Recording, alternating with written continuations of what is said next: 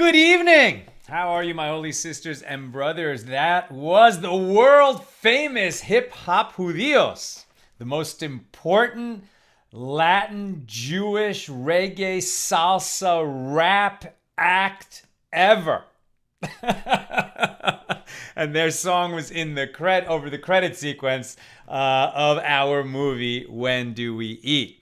That's their song, Ocho Candelicas, which is a traditional Ladino Hanukkah song. And I actually just used it tonight when I put up a little TikTok video about our Hanukkah. Let's light up the darkness. A Freilich and Hanukkah to everybody who is with us as we do some learning on this second night of Hanukkah. James in Indianapolis, Stephen in New Hampshire, Melissa in Great Neck, Nancy in North Carolina, Bill in Missouri, Paul in Chicago, Dave in Indiana, Gwen in Michigan, Harry in Staten Island, I believe, Belle in the Caribbean, Renee in Indiana, Brandon in Ohio, Paula likes the second night of Hanukkah, Tom likes it too. He's back from his travels. Sharon in New Jersey. Jose in Miami Lakes. Paula in the Great Northwest. Any chance 1 year we might start earlier so we can light our candles together? Light our candles together. I got to think about that. Maybe we could do something like that. Tomorrow, Nina and I are doing something really special at noon Pacific. There's early for you. So noon Pacific, 3 o'clock Eastern. We're going to be reading Megillat Antiochus, also known as the Scroll of the Hasmoneans, originally written in Aramean, translated into Hebrew. Yemenite Jews read it on Hanukkah the same way we read Megillat Esther on Purim. And it's a fairly succinct account of the military victory. You might ask, why did our sages not institute for the broader Jewish community that we read the Megillah Antiochus, on Hanukkah? And the reason is, it didn't go so great when we went to war with the Romans, particularly the Bar Kokhba revolt, which is in the Mishnaic period. And after that, they emphasized the miracle of the lights after the military campaign. But really, it was quite a miracle, the military miracle, that this small group rebelled against the huge Greek Empire and won that war. But they didn't really want the Jews to think of themselves as miraculous guerrilla fighters who, could do that anytime they were being oppressed by a tyrannical empire, because it went so bad when we rose up against the Romans in about the year 135. That's why they de-emphasized the military aspect of Hanukkah, but that really is the original story, and that scroll is attributed to the sons of Matisyahu. So, check in tomorrow, noon Pacific, for a live reading of that Megillah, the Hanukkah Megillah. All right, we've got some beautiful learning to do tonight. Let's get into it. Where are we holding? This is Daf Yud Zion, page 17 here in Tractate Tainus, the 10th volume of the Talmud, the Laws of Public Fasts. We are in chapter 2. The whole chapter is one Mishna. So we're doing the Gemaras on that Mishnah. And we're basically talking about, so when there was a fast day decreed in a community in ancient Israel, how did that day go? Who was the prayer leader? Where was the service held? As we've seen for that last set of fast days, the series of 7 fast days that would be decreed in the case of a drought that continued after the first 2 sets of fast days.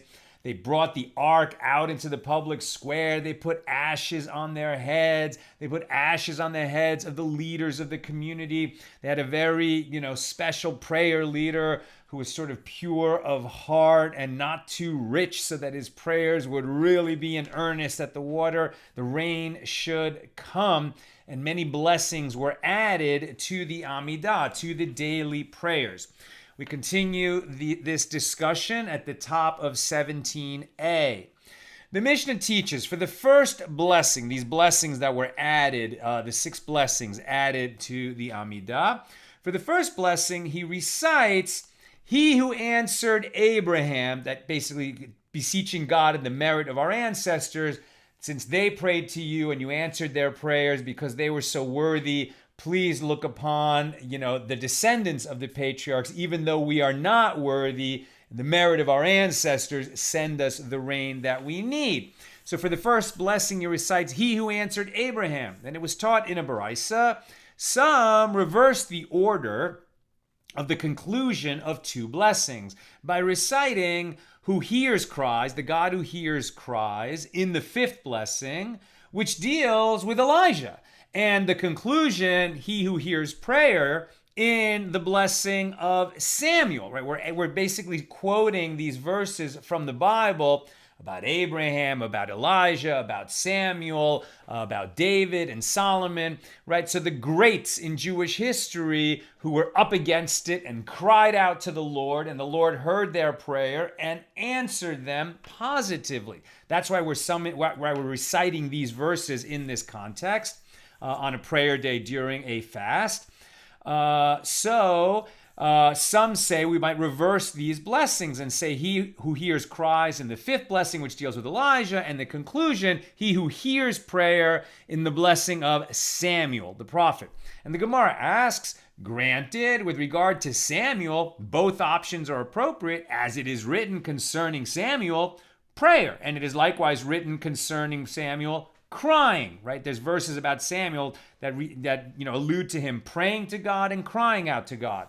One verse states, 1 Samuel 7:5, "And Samuel said, gather all of Israel to Mizpah, and I will pray for you to the Lord." And the other verse states, "And Samuel cried to the Lord of Israel." So it's appropriate to summon the memory and the merit of Samuel on this fast day. And we could use it either in a blessing that talks about praying to God or one that talks about crying to God. However, with regard to Elijah, although prayer is written, as it says, Elijah the prophet came near and said, "Lord, the God of Abraham, of Isaac, and of Israel." That's 1 Kings 18:36, and this is referring to prayer. But crying is not written. It's not written that Elijah cried out to the Lord. How then can one conclude a blessing that deals with Elijah by mentioning crying? And the Gemara answers that Elijah's statement at 1 Kings 18:37, "Answer me, Lord, answer me," is an expression, aneni, right? Aneni, Hashem, aneni. And this is an expression of crying, even if the term crying does not itself actually appear. New subject. The Mishnah further teaches, for the 6th of these new blessings, the added blessings, the prayer leader recites, "He who answered Jonah," Yonah in Hebrew. For the 7th, he recites, "He who answered David," as in King David. And the Gemara asks, since Yonah was after David and Shlomo, meaning Solomon, right? He was after Kings David and Solomon. He came later than them. So what is the reason that the Tana, the rabbi of the Mishnah, mentions Yonah first? And the Gemara answers, the reason is due to the fact that he wants to conclude the series with, "Blessed are you, Lord, who has mercy on the land of Israel." Therefore, the last blessing mentions David and Solomon, who were kings of the land of Israel and prayed on its behalf. It was taught in the name of Sumakos that they said, he concludes the final blessing with, "Blessed are you, Lord, who humbles the exalted." So either way, it makes sense to mention David or Solomon last, right? Whether we're talking about those who prayed for the land, and kings sort of represent the land and will pray for the land, or if we say, blessed are you, Lord, who humbles the exalted. Why? Because both David and Solomon were mighty, mighty kings, the greatest in our history, but they had some issues at times in their lives, and they were humbled by God. And the Mishnah teaches, and actually here's a note from Rav Steinsaltz about this, about blessed are you, Lord, who humbles the exalted. So the early authorities discuss the connection between this concluding formula and David and Solomon. Some commentaries explain that both David and Solomon grew overly proud. David's pride led him to conduct a census of the nation against the advice of his counselor, and Solomon glorified in his achievement of building the temple, and both of them were subsequently humbled by God, after which they repented and their prayers were answered. Right? It's a beautiful lesson to all of us. Right? If somebody as high and mighty as David and Solomon could fall, so anybody could fall. And when they prayed earnestly and opened their hearts to God, their prayers were heard and God raised them back up. Okay, and so the Mishnah teaches that on the first 3 fasts, the members of the priestly watch fast, but do not complete their fasts until nightfall. Yesterday we started talking about when the temple is standing, there is a watch, a priestly watch, right? So it's a group of priests who serve in the Holy Temple for a week. They do that twice a year, and then they come back also for the big holidays, right? But they're divided into these 24 priestly watches who serve for a week. Just that watch are the priests serving in the temple. And then there are the patrilineal families who have a day within that week assigned to that family. Okay, so since a priest who's serving in the temple cannot be under the effects of alcohol while he's doing the avodah, the divine service, they're not going to be able to drink, certainly at all on the day that they're serving. And even the other priests who are in the temple but don't have duty that particular day, they can't drink wine during the day since they might get called in, like a substitute priest is needed. But at night, they could drink. The ones that are in the temple but not serving on that day, they could have wine that night. But during the day, they can't. And the ones who are on their duty day, they can have wine neither during the day nor during the night. Okay, so we started that yesterday. Now, if a fast day lands, if their sages decree a fast day, can these priests serving in the temple join the fast? And as we saw, they are definitely much less held to the fast than the general community. There were a couple of differing opinions, but basically the ones who are serving in the temple that week, maybe they can begin the fast, but they don't finish it. And the ones who are serving that day don't fast at all. Or the ones serving that week, begin their fast. They might fast during the last series of fasts, which are the most stringent. But the ones serving that day, at most, are going to begin their fast, but they're not going to end it. They won't have a full day of fasting while they are doing the divine service of a priest in the temple. Okay, that's where we were yesterday. So the Mishnah teaches that on the first 3 fasts, the members of the priestly watch fast, but do not complete their fast until nightfall. And the Mishnah then proceeds to cite other laws that deal with the members of the priestly watch and the patrilineal family. Now that we're talking about these priestly watches and the families who serve on a particular day, some other laws. The sages taught, for what reason did they say that the members of the priestly watch are permitted to drink wine at night, but not during the day? And they said this, lest on a certain day the temple service becomes burdensome for the members of the patrilineal family, and the members of the priestly watch are called to come and assist them. In other words, if an unexpected number of people, visitors to Jerusalem, are bringing sacrifices, and the priests who are on duty that day, like there's not enough of them to bring all these sacrifices, so then they're going to call in some of these other priests who are on duty that week, but not who are serving the temple that week, but not on duty that day. Okay, but now they're called in as backup. Right, we need extra help with the priests, and they have to be prepared to serve. And if they've had any wine, they're not prepared. So that's why they can't drink wine during the days. And therefore, it is prohibited for them to drink wine during the day when their help might be needed, so that they do not enter the temple after drinking wine. And the Baraisa continues to explain the reason for the Mishnah's ruling. For what reason did they say that the members of the patrilineal family may not drink wine neither by day nor by night? Because they are constantly engaged in the temple service. What about at night? Do we bring sacrifices at night? No, the priests don't bring sacrifices at night, but they have obligations at night when they're cleaning out the altar fire and they're taking certain things to be burned outside the temple. There are obligations they have at night. Now, from here, the sages stated, even nowadays, after the destruction of the temple, with regard to any priest who knows his priestly watch, in which his family served, and the watch of his patrilineal family, and he knows that the family of his forefathers was established as fit for the temple service there, so it is prohibited for him to drink wine that entire day in the event that the temple is rebuilt on that day, and he will be called to return to the service. And so we see right there in the Gemara, it's something we talk about a lot nowadays, especially in the Hasidic community, but anybody who's kind of, messianic in their thinking, I'm talking about within the laws of Judaism, that when Mashiach comes, the temple will be rebuilt, not, over many years, like it took the first temple to be built when Solomon built it, or many years when the second temple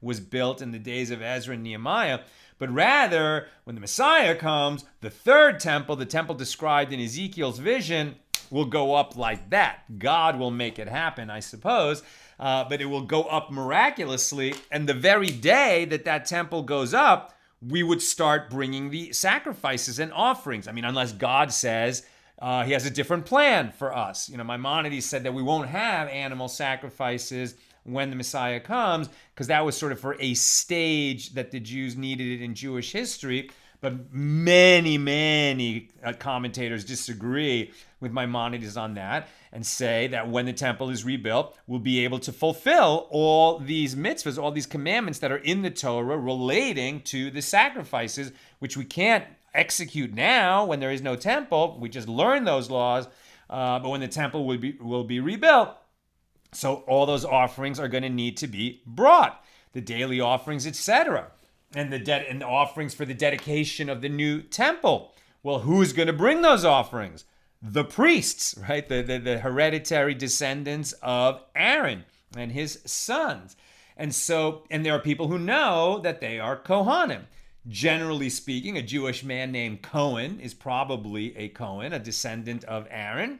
There are other names that are associated with it. There are actually people named Cohen, or who have a name associated with the priesthood, like Kagan, who are not kohanim, just because there was some quirk of the heredity there, something happened, and they're not kohanim. But generally speaking, you're a Cohen if your dad tells you you're a Cohen, because he was a Cohen. He heard that he was a Cohen from his father, who heard it from his father, etc. In the same way that the Levites know, I'm a Levite because my dad told me that we are Levites, and I told my son we are Levites. So the Kohanim, the priests, have to be ready to serve. Now, I think probably nowadays very few Kohanim in the world, not just that they know that they're priests, but they know which priestly family they're descended from and which day on the calendar is the day of their service, But as we were much further back and closer to the destruction of the second temple, sure, there were Kohanim who knew which priestly watch they were a part of, which week they served, and then which day within that week was their day of service. So the opinion of the rabbis here is, well, if you know which day is your day of the year, your days of the year that you serve, well, then for sure you don't drink on those days, because the temple might be rebuilt on that day, and you specifically will be needed to serve on that day, because the temple might be rebuilt. In the case of a priest who knows his priestly watch, i.e. the week of the year in which his family served, but he does not know the watch of his patrilineal family, i.e. the day of the week on which his family served, since he knows that the family of his forefathers were established there. So for him, it is prohibited to drink wine the entire week. So if he knows which week he serves, but not which day of the week, so then no wine for him the whole week. Finally, if he does not know his priestly watch or the watch of his patrilineal family, but he knows that the family of his forefathers was established there, right? That he is a descendant of kohanim, of priests who actually served in the temple, right? They were actually fit to serve and they did serve, and he's a descendant of them. Well, then he is prohibited to drink wine the entire year. He can never drink wine because the temple could be rebuilt any day and he might be called to serve in that newly rebuilt temple.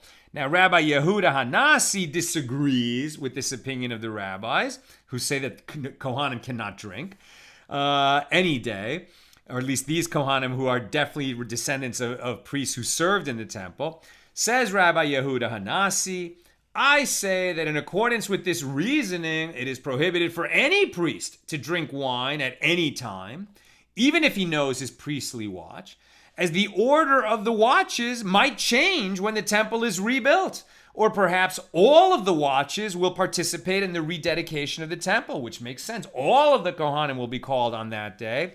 However, what can I do, says Rabbi Yehuda Hanasi, as this Cohen, this priest's misfortune is his advantage.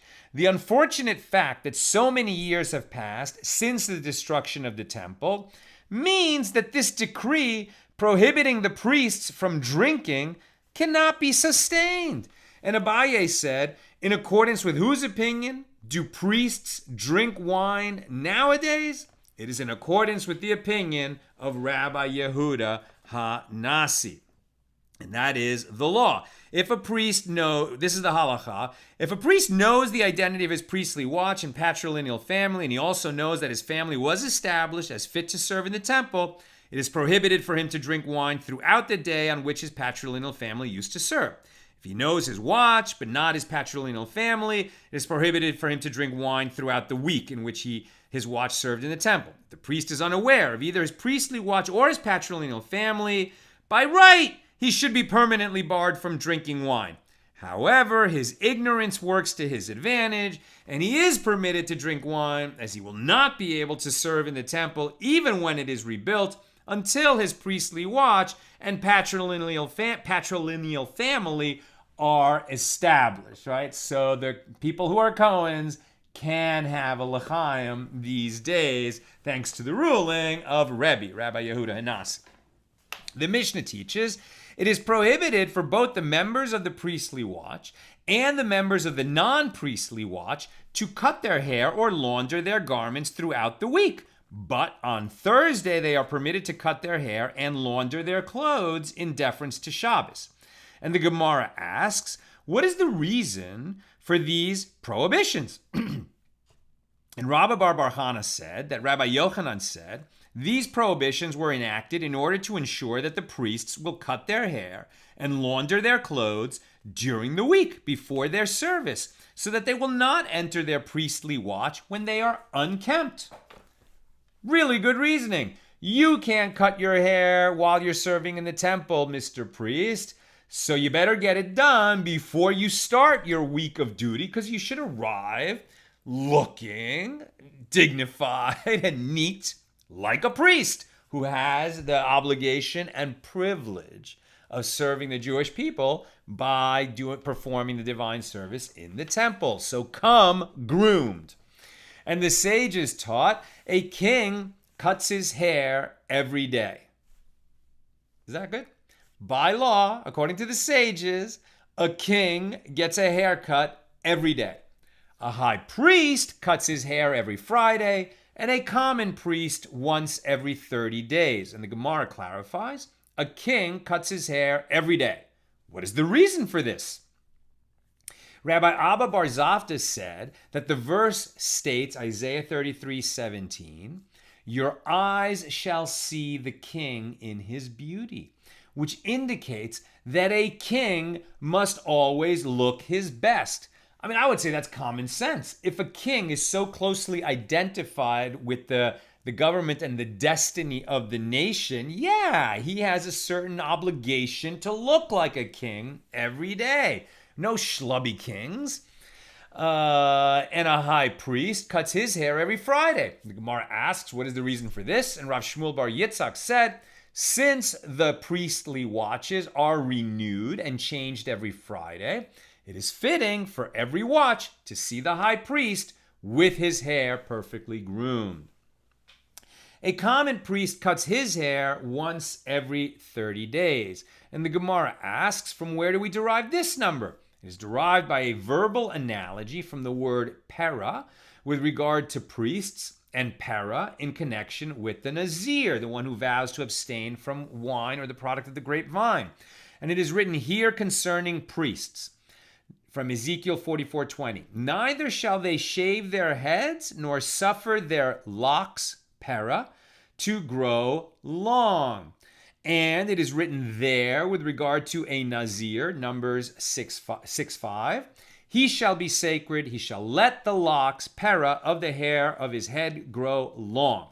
So just as there, a nazir who does not specify any other time period cuts his hair after 30 days, so too here, a priest cuts his hair every 30 days. And the Gemara asks, and a nazir himself, from where do we derive that he may not cut his hair for 30 days? And Rav Matana said, right, because a nazir, like Samson, the famous story Samson, who had never cut his hair, nor did he drink wine. He was a nazir from birth. He'd been dedicated by his mom.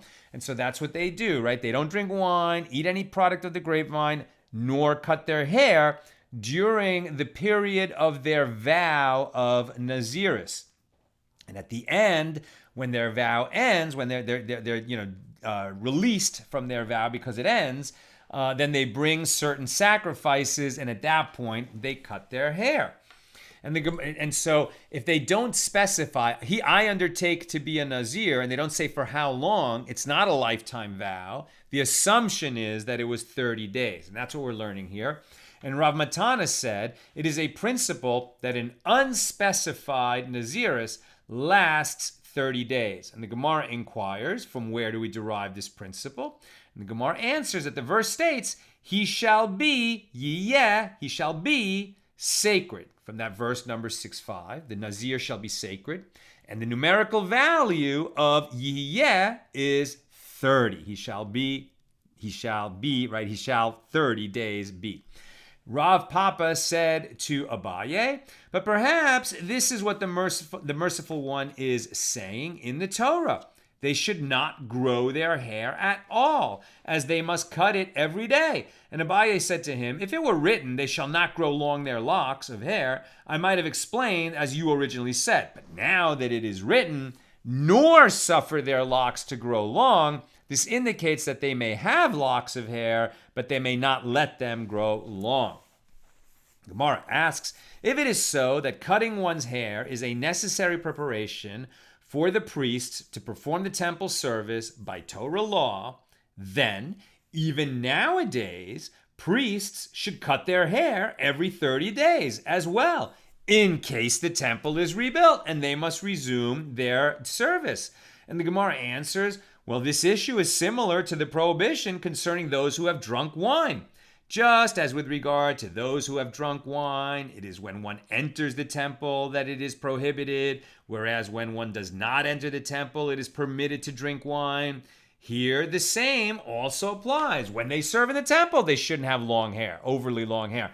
But when they're not serving in the temple, they can have long hair if they want. They can have hippie hair. And the Gemara questions this conclusion.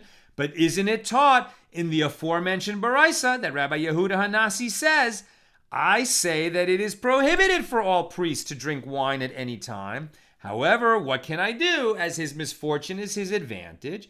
And Abaye said, in accordance with whose opinion do priests drink wine nowadays? We're at the top of 17b. It is in accordance with the opinion of Rabbi Yehuda Hanasi. From the fact that Rabbi Yehuda Hanasi permits priests to drink wine now that the temple has been destroyed, it may be inferred that the rabbis prohibit it, even nowadays. Why then is it not prohibited for priests to grow their hair as well. And the Gemara explains, what is the reason for the prohibition? It is due to the hope, may the temple be speedily rebuilt, and we will require a priest who is fit for the temple service. And there will be none available, as they have all imbibed wine. So just in case all the priests in the world happen to be drunk at the same time, and then that's the moment when the temple is rebuilt, we should say that none of them can drink, but we don't, because it's so unlikely, so far-fetched. And none of them know which watch they're in. And so we just can't prohibit them all from drinking at any time. So the time that it will take for the effects of the wine to wear off will delay the temple service considerably. But here, with regard to their hair, what difference does it make if they have long hair? If the temple is rebuilt and we need priests to go in there and serve, so we can cut their hair short very quick. Takes only seconds to cut somebody's hair short in case his hair is very long. And then they would be ready to perform, at least with regard to their hair. Now the Gemara asks, if so, with regard to those who have drunk wine too, it is possible for him to sleep a little and then enter, in accordance with the opinion of Rami bar Abba, as Rami bar Abba said, walking a distance of a mill and similarly sleeping even a minimal amount will dispel the effect of wine that one has drunk. If you're a little bit too drunk to serve in the temple, so you take a good, a decent sized walk. A mil, I think, is about 1 kilometer. So 2/3 of a mile. Or you sleep for a while, and then the drunkenness will wear off, and now you're ready to serve in the temple, according to Rami bar Abba. But the Gemara rejects this proof. Wasn't it stated about this law that Rav Nachman said, that Rabba bar Avu said?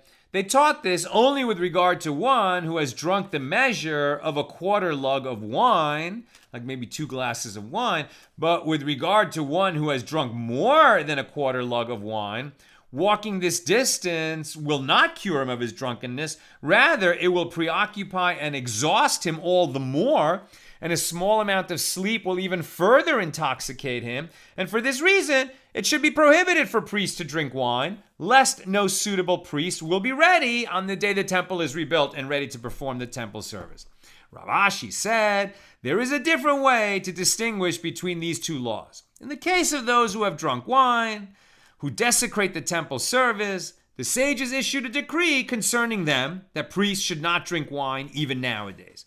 However, with regard to those who have long hair, they do not desecrate the temple service. The sages did not need to issue a decree concerning them. The Gemara raises an objection. And these are the transgressors who are punished by death at the hand of heaven. 1, priests who enter the temple to serve and who have drunk wine. And those priests who have long hair when they serve. So we have a teaching that if you're serving with long hair, or you've drunk wine and performed the divine service and you're a priest, so then you will suffer an early death at the hands of heaven. Why take that risk? Now the Gemara asks, okay, granted, those who have drunk wine are punished by death. As it is explicitly written, Leviticus 10:9, drink no wine, nor strong drink, neither you nor your sons with you when you enter the tent of meeting, that you should not die. Right? I mean, it's pretty clear. Aaron and his sons, the priests, may not drink wine before they do the service in the temple, lest they die. And by the way, that's why one of the interpretations of why the older sons of Aaron, Nadav and Avihu, died when they brought a strange fire on the altar in the tabernacle in the wilderness is because they had been drinking. And why do we suppose that about these holy people? Because this law was given immediately after that incident that a priest should not enter after having drunk. So it's possible there's a connection, though not every opinion of the commentators agrees with that.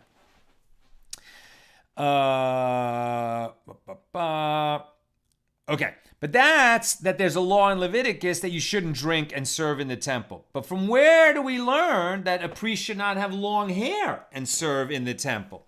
However, with regard to those priests who have long hair, from where do we derive that they are punishable by death? Maybe they shouldn't have long hair, but if they do have long hair, they're punishable by death. How do we know that? And the Gemara answers that this is as is written in Ezekiel 44:20, neither shall they shave their heads, nor suffer their locks to grow long. They may neither have shaved heads nor long unruly hair. They have to have, average hair. And it is written immediately afterward, neither shall any priest drink wine when they enter the inner courtyard. That's Ezekiel 44:21. And in this manner, the prohibition concerning those who have long hair is juxtaposed with the prohibition concerning those who have drunk wine, to teach the following: just as those who have drunk wine and performed the temple service are subject to death, so too those who have long hair are punishable by death. I'm almost done. If you have questions or comments, get them in now.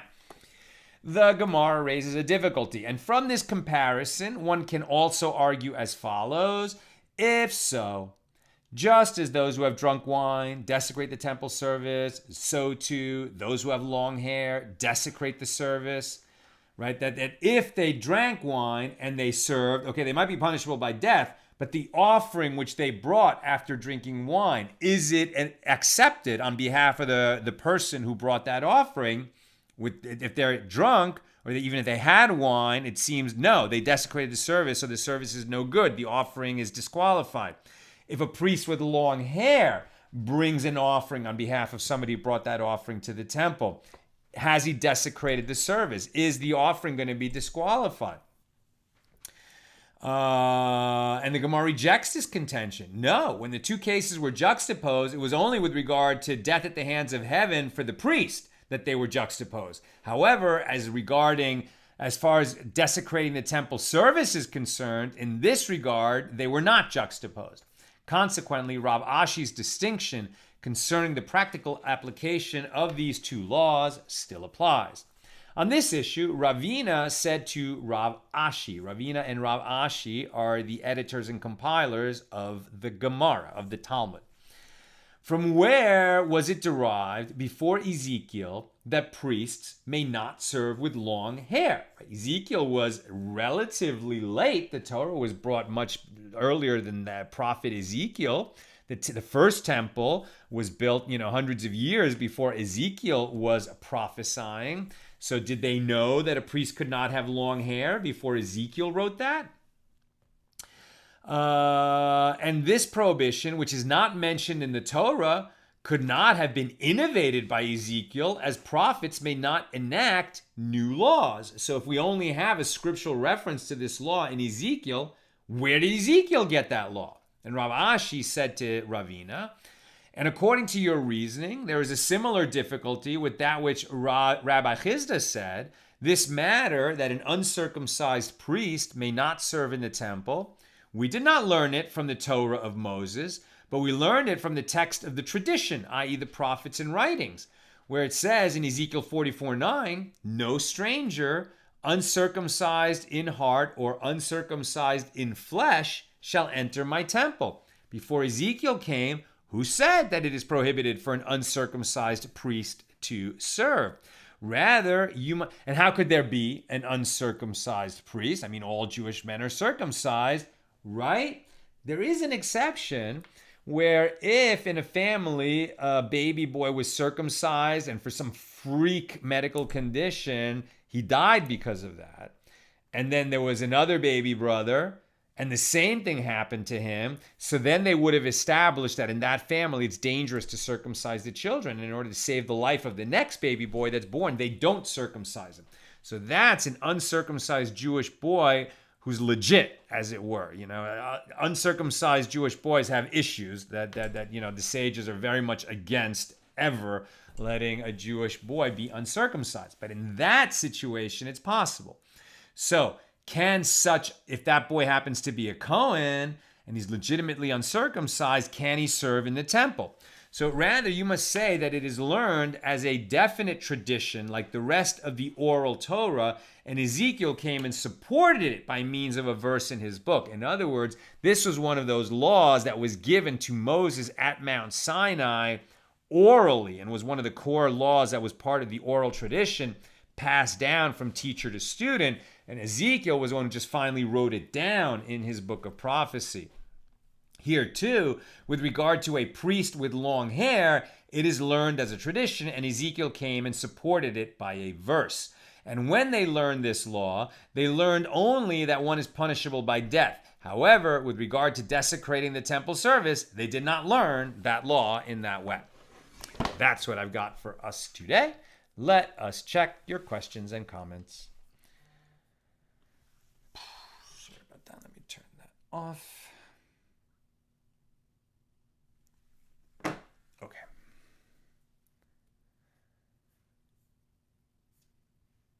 Here we go. Sharon. Is this Megillah done to the same trope as any of the other 5? I am the designated Megillah reader in my shul of the 3 regalim. So she's talking about the other Megillahs that we read on certain days of the year. Like we read the book of Ruth on Shavuos, Esther on Purim, Lamentations on Tisha B'Av, etc. So Sharon's asking, well, the trope, the sort of, cantillation, right, which is set up by our sages. There's a proper way to sing out the verses when they're recited in public in the synagogue. What is the trope of Megillah Antiochus? I have no idea, Sharon. I have no idea. I don't even know if there is a trope for it because it's not, well, the Yemenites read it, so I guess they probably have a trope. So I don't know. I don't know what the trope is of Megillah Antiochus. But your synagogue is probably not going to adopt, a public reading of that Megillah. So, it probably won't come up. And we're going to read it in English tomorrow, so the trope won't come up for us either. Christo, there is a friend in my congregation who is a Cohen, and I always give him first dibs on a Torah, Aliyah, or Kiddush. At 91 years old, I doubt he would be officiating in Jerusalem's temple once we get it in operation again. No, he would not, because we've read that for a priest to be serving in the temple, he has to be between ages 20 to 50. I'm pretty sure, right? It was between 20 and 50. After that, he has to retire. That was definitely for the Levites, but I think it was for the priests as well. That's if memory serves. Will there be resurrection of the dead before the temple goes up and we renew the avodah? In which case, there would be a lot of priests available, including perhaps Aaron himself. I don't know. We'll find out, God willing, when that day comes. With respect to what Christo's talking about, giving aliyahs, so this is definitely one of those differences between any kind of Orthodox Jewish synagogue and non-Orthodox synagogues like Reform, Conservative, Reconstruction, etc.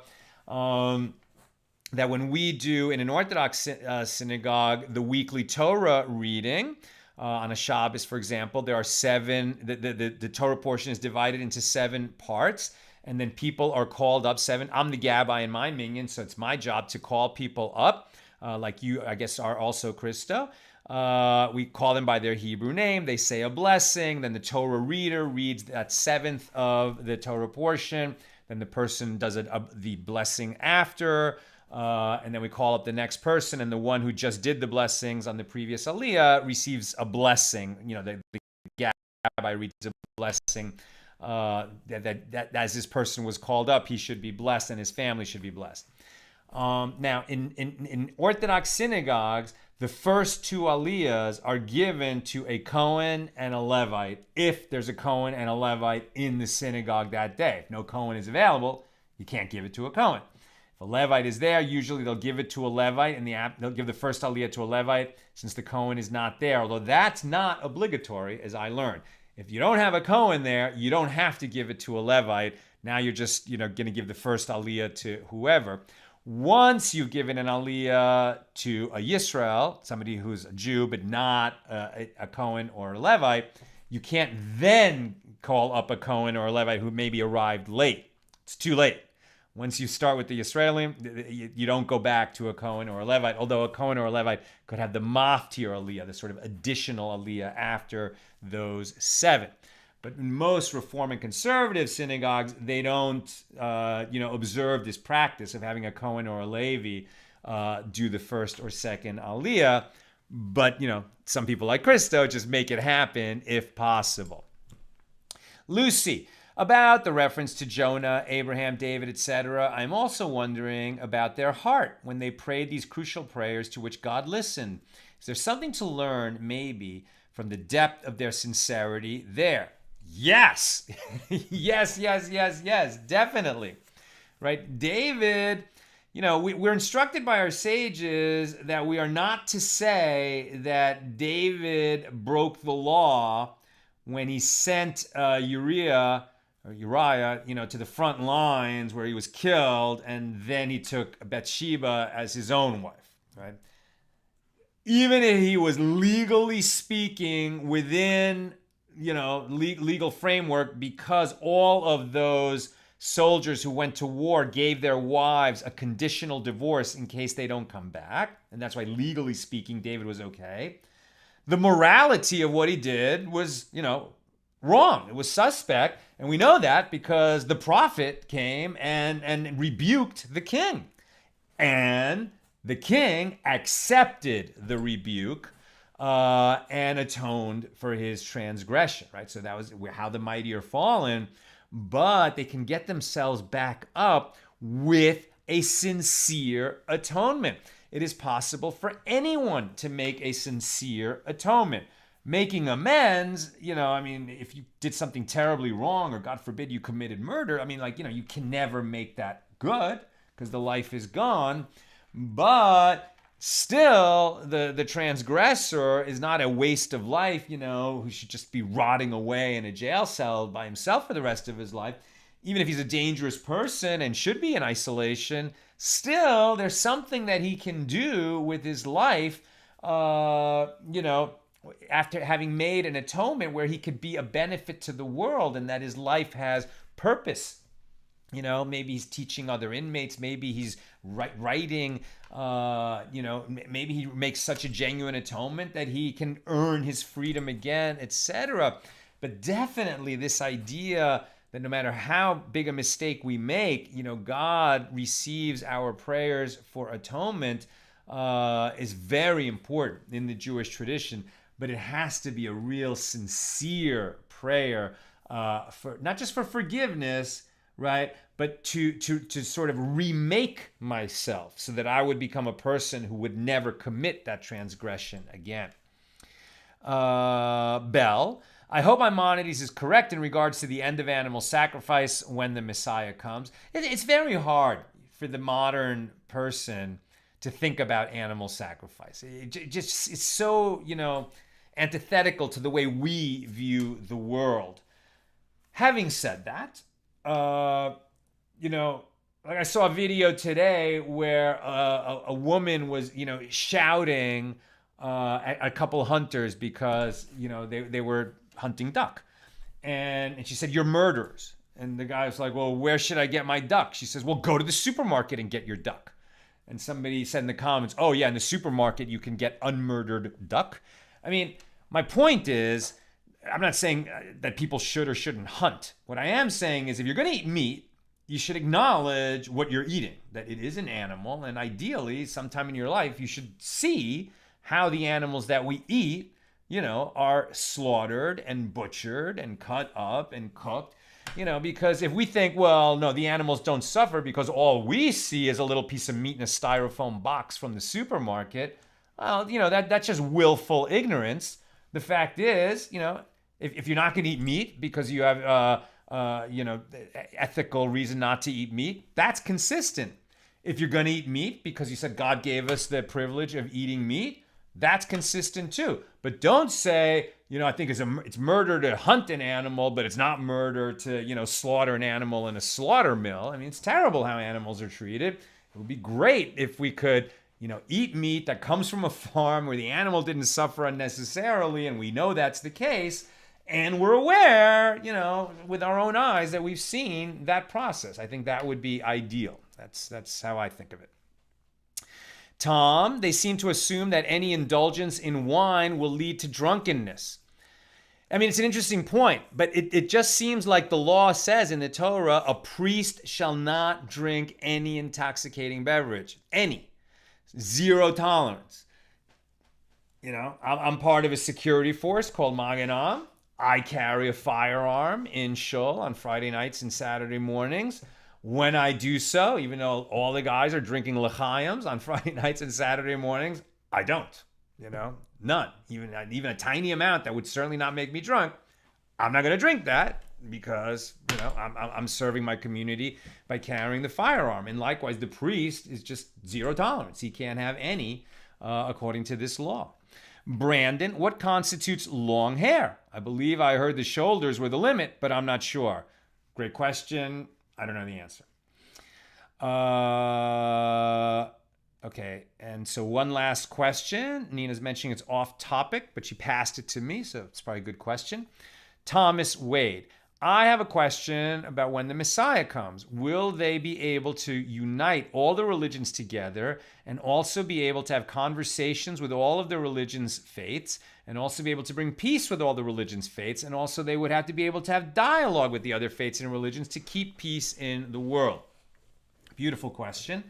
So, listen, when the Messiah comes, it is going to be 100% unmistakable that the Messiah comes. When the Messiah comes, it's not going to be like some person is saying that he's the Messiah and some people believe him and some don't. That's not the Messianic age. When Mashiach comes, the world will be completely transformed. And as it says, the knowledge of the Lord will fill the world as the water fills the sea. In other words, God's presence in this world will be revealed. We'll see that the whole thing was sort of like the Matrix, and like the idea that, God created the world and then, he wasn't there and people could like decide for themselves whether or not God exists.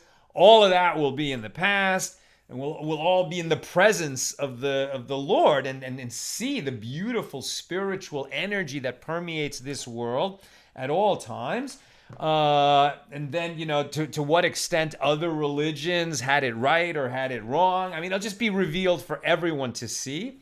We are all God's children. The Holy Temple, as it says in the Bible, will be called a house of prayer for all peoples.